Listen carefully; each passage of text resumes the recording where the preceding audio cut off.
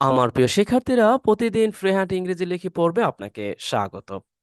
লক্ষ্য করুন, প্রথমত এই অংশটুকু আমরা পড়ে নিতে পারি, এরপর অনুবাদ করছি। সচিবালয়ে সাংবাদিকদের সাথে কথা বলে তিনি উল্লেখ করেন। লক্ষ্য করুন, এখানে ইতিমধ্যে আমরা দুটি অংশ পেয়ে গিয়েছি। একটি হচ্ছে সাংবাদিকদের সাথে কথা বলে, এরপরে তিনি উল্লেখ করেন। এরপরে ইনভার্টেড কমা এর মধ্যে দুটি বাক্য আছে। এখানে একটি অংশ দেখতে পাচ্ছি যে এটি একটি ঐতিহাসিক সত্য, এই পর্যন্ত একটি অংশ। এরপরে আবারও রিলেটিভ প্রোনাউন ব্যবহার করে এই পর্যন্ত, তার মানে কনজাংশন ব্যবহার করে এই পর্যন্ত আরেকটি অংশ, যে মুজিবনগর সরকার মুক্তিযুদ্ধের নেতৃত্ব দিয়েছিল।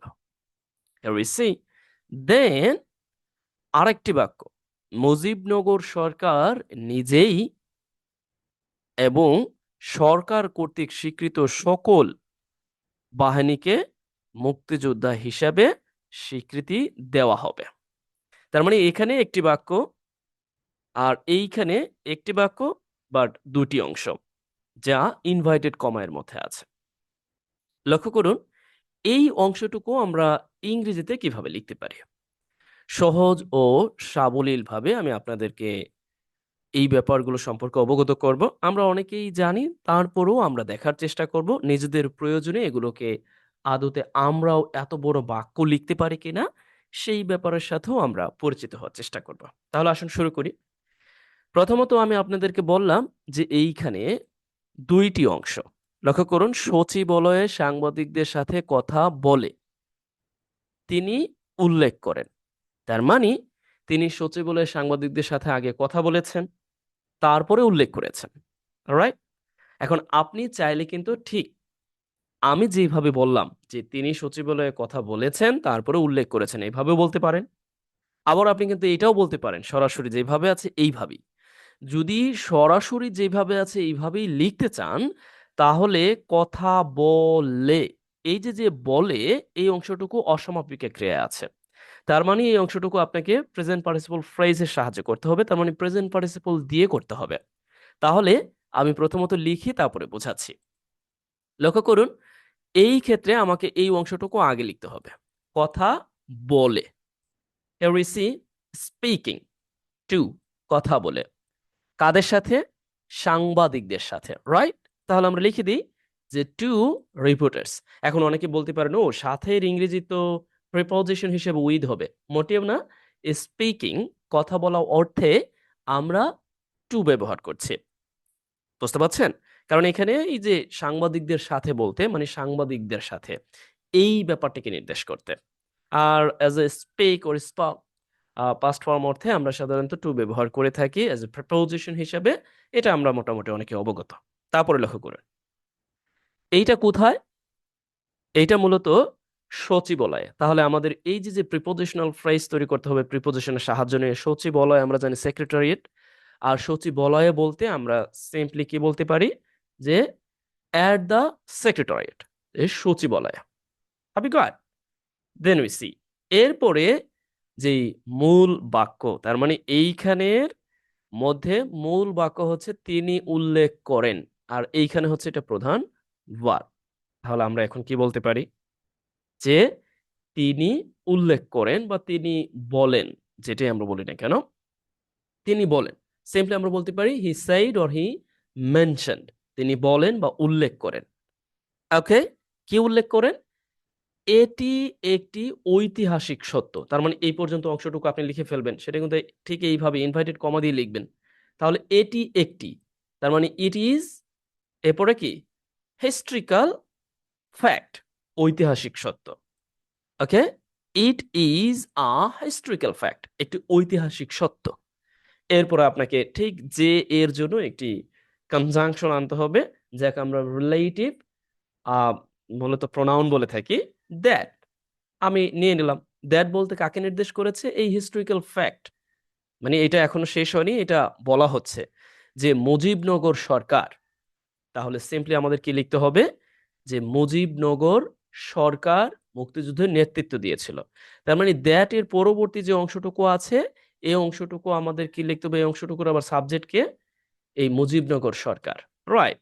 তাহলে আমাদের এখানে আমরা নিয়ে আসতেছি যে দ্য মুজিবনগর গভর্নমেন্ট লেড নেতৃত্ব দিয়েছিল, পাস্টে আছে, লেড নেতৃত্ব দিয়েছিল। কিসের নেতৃত্ব দিয়েছিল? আমরা কিন্তু জানি মুক্তিযুদ্ধের নেতৃত্ব দিয়েছিল। রাইট, সিম্পলি আমরা লিখে ফেললাম দ্য লিবারেশন ওয়ার। এই ব্যাপারে কারো সন্দেহ নাই। আমরা জানি যে এই ব্যাপারটি নিয়ে বর্তমানে সবচেয়ে বেশি ঝামেলা তৈরি হয়েছে নতুন করে সংজ্ঞা দিতে গিয়ে। বর্তমান সরকার, ইন্টারিম গভর্নমেন্ট, নতুন করে সংজ্ঞা দিতে গিয়ে মূলত এই পুরো ব্যাপারটাকে সংস্করণ করতে গিয়ে একটি তালগোল পাকিয়ে ফেলেছেন। মিসলিড হচ্ছে, ইনফরমেশন সরিয়ে যাচ্ছে।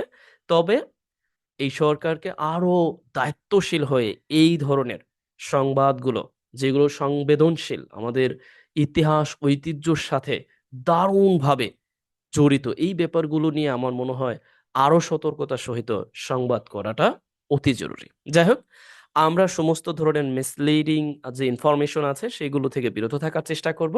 যাই হোক, আমাদের যে অংশটুকু আছে আমরা তা করার চেষ্টা করি। লক্ষ্য করুন, মুজিবনগর সরকার নিজেই, তার মানে মুজিবনগর সরকার নিজেই, এখানে কিন্তু সাবজেক্ট হিসেবে আমাদের ব্যবহার করতে হবে। আমরা পুরো অংশটাকে যদি পড়ি যে সরকার কর্তৃক স্বীকৃত, তার মানে ঠিক ওই সময় এই মুজিবনগর সরকার নিজে এবং ওই সরকার কর্তৃক স্বীকৃত সকল বাহিনীকে মুক্তিযোদ্ধা হিসেবে স্বীকৃতি দেওয়া হবে।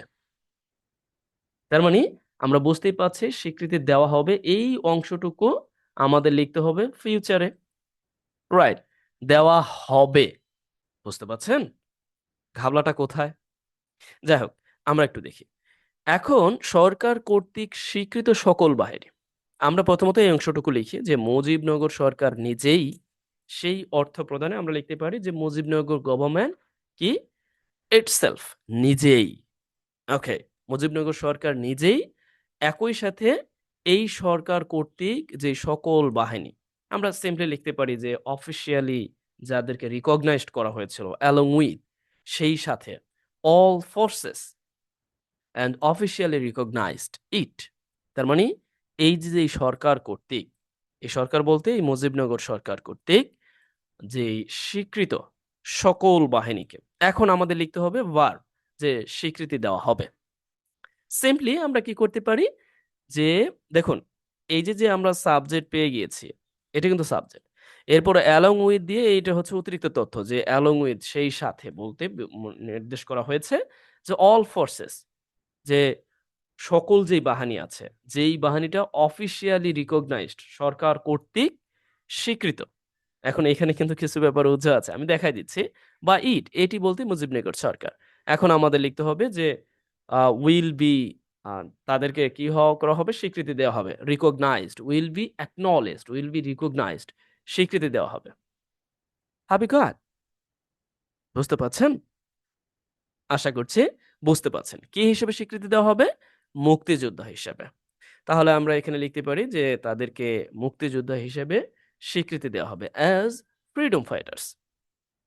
ওকে, লক্ষ্য করুন, তার মানে এই অংশটুকু আমরা চাইলে খুব সহজে কি করতে পারি, এই অংশটুকু চাইলে আমরা খুব সহজে এইভাবে লিখে ফেলতে পারি। রাইট, আশা করছি বুঝতে পেরেছেন।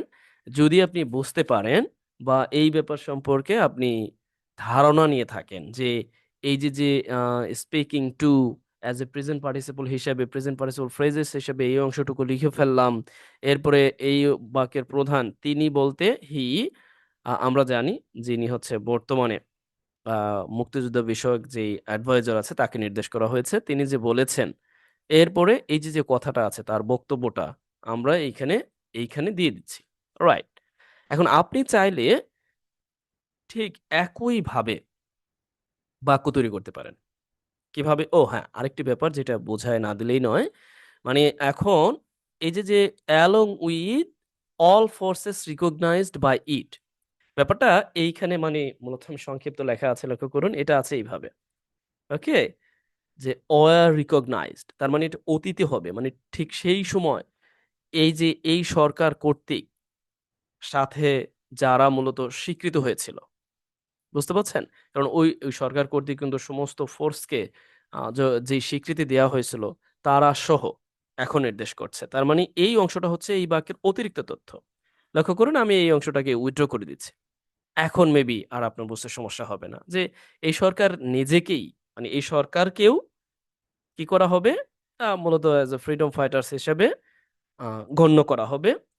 এরপর অতিরিক্ত তথ্য হিসেবে এই যে এখানে লক্ষ্য করুন যে এই সরকার এবং সেই সাথে এই সরকার কর্তৃক জ্বালানি মানে অল ফোর্সেস, সমস্ত যে বাহিনীগুলো আছে সরকারিভাবে, অফিসিয়ালি বলতে সরকারিভাবে, তাদেরকে কি করা হবে, উইল বি অ্যাকনলেজড, মানে স্বীকৃতি দেওয়া হবে।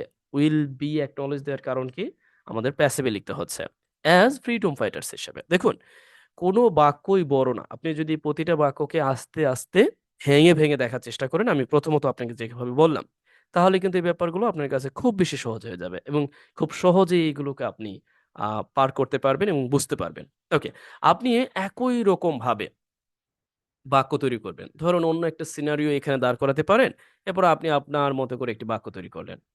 ঠিক আছে? আশা করছি এইভাবে একটি বাক্য তৈরি করে দিবেন। ও হ্যাঁ, আমি একটু উল্লেখ করে দিই। অনেকে হয়তোবা এই ব্যাপারটিকেও অনেক বেশি আনইজি ফিল করতে পারেন। যেমন ধরুন, আ আমি বললাম এরকমভাবে যে, আ আমি এরকমভাবে নির্দেশে আমি আপনাদের সাথে আলোচনা করে, তারপরে আমি বললাম যে, আমি আপনাদের সাথে আলোচনা করে আ পরবর্তী পরবর্তী সিদ্ধান্ত নিব। লক্ষ্য করুন। তার মানে এই যে আলোচনা করে, এই অংশটা কিন্তু অসমাপিক ক্রিয়ায় আছে। তাহলে এই অংশটা আপনি করবেন। তারপরে পরবর্তী সিদ্ধান্ত নিব। তার মানে সাবজেক্ট কিন্তু I, আর এই অংশটা আপনি প্রেজেন্ট পার্টিসিপল এর সাহায্যে করে দিবেন। ওকে? যাই হোক, আমি যদি আরো বাড়াতে চাই তাহলে এইভাবে লিখতে পারি যে মানে ইংরেজি গ্রামার সম্পর্কে আমি পরবর্তী সিদ্ধান্তটা নিব। যেমন ধরেন আমি আরো লিখতে পারি যে ইংরেজি গ্রামার সম্পর্কে পরবর্তী সিদ্ধান্ত নিব। ব্যাপারটা হচ্ছে আরো একটু বাড়িয়ে দিলাম আরকি। আপনি আপনার মতো করে এই অংশটুকু করে ফেলবেন। ঠিক আছে? এতটুকু বললেই এনাফ। আপনি অন্তত এই যে প্রেজেন্ট পার্টিসিপল এর ব্যবহারটা বুঝতে পারছেন কিনা এটাই জানাটা জরুরি। জি, আজ এই পর্যন্তই। আপনি আপনার জন্য রাখা কাজ অবশ্যই করে দিবেন। ভালো থাকুন। Best wishes for you.